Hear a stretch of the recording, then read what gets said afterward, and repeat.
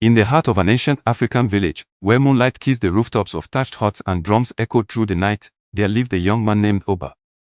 He was known for his strength, his charm, and his hunger for greatness.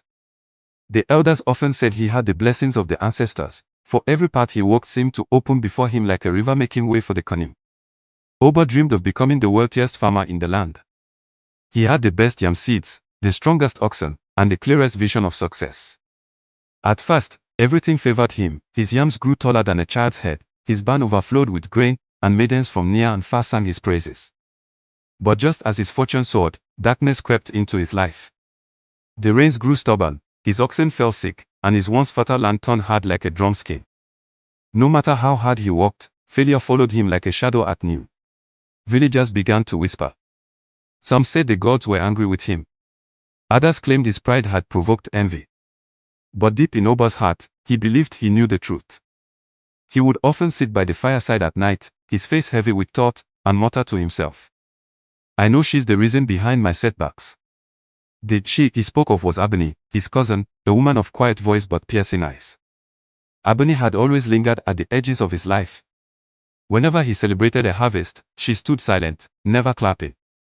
Whenever he gained favor among the chiefs, she looked away, her lips pressed tight as though sealing secrets. Oba recalled how, when they were children, Ebony's mother had been accused of witchcraft. Though the elders spared her after rituals proved her innocence, whispers clung to Ebony like a second skin. She grew up shunned, her laughter scarce, her friendships fleeting. One evening, Oba decided to confront her. He walked through the narrow path that led to her hut. The air was thick, as though the night itself held its breath. Inside, Ebony sat grinding herbs with slow, steady hands. The moment she saw him, her eyes flickered like the flame of a lantern. Why do you follow me with shadows? Oba asked, his voice sharp. Since fortune turned its back on me, I feel your presence in every corner. Tell me, Ebony, are you the reason behind my setbacks? Ebony's lips curved into a faint, unsettling smile. Oba, she said softly, the world is not as simple as you think. You chase wealth as though it were a bird you could cage. But when the bird refuses to sing, do you blame the forest, or the hunter's greed? Her words stung him like the bite of a scorpion. He stormed out, yet her calmness gnawed at him. From that night on, his dreams grew restless. He saw Ebony standing at the edge of his farm, whispering to the winds. He saw her eyes glowing like burning coals in the darkness. He would wake drenched in sweat, whispering, I know she's the reason behind my setbacks. The village soon prepared for the annual festival of ancestors. Each family brought offerings to the shrine, praying for blessings. Oba, desperate to break free from his misfortune, carried his last basket of yams to the sacred grove. As he laid them down, the high priest, an ancient man with a voice like rustling leaves, looked at him closely. Oba, the priest said, your body is strong, but your spirit is restless. You carry suspicion like a spear. Who do you believe has tied your fortune? Oba hesitated, then spoke boldly, Ebony. My cousin. She walks with secrets. I know she is the reason behind my setbacks. The priest closed his eyes and sprinkled chalk on the ground. The symbols formed by his hand shone faintly in the firelight. After a long silence, he declared, Truth does not hide forever.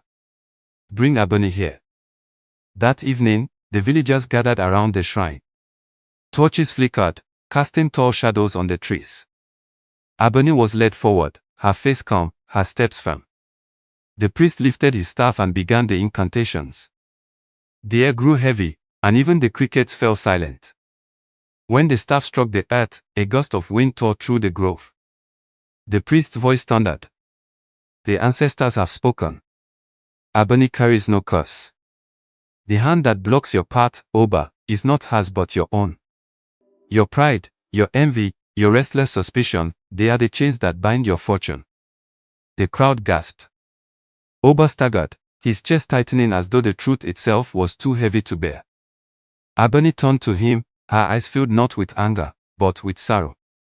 All these years, she whispered, you looked at me and saw an enemy. Yet I wished only to be seen as family. Your heart poisoned itself with suspicion, and you blame me for the wounds you carved with your own hand. Oba dropped to his knees, tears stinging his eyes. For the first time, he realized the enemy he had hunted in Abani's shadow had always lived within his own chest. From that day, Oba changed. He learned humility, patience, and the power of trust. Though rebuilding his fortune took years, he grew wiser, and his barns once again filled with grain. Abani, freed from the weight of suspicion, walked openly in the village, her dignity restored. And whenever Oba told his story by the fireside, he would end with these words.